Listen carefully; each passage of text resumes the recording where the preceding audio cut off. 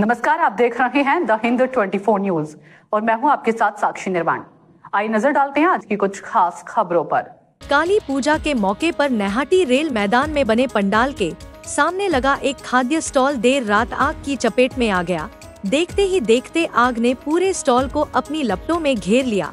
सूचना मिलते ही दमकल की कई गाड़ियां मौके पर पहुंची और कड़ी मशक्कत के बाद आग पर काबू पाया गया।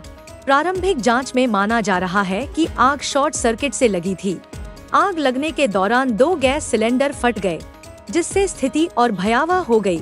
हालांकि किसी के हताहत होने की खबर नहीं है, लेकिन स्टॉल पूरी तरह जलकर खाक हो गया।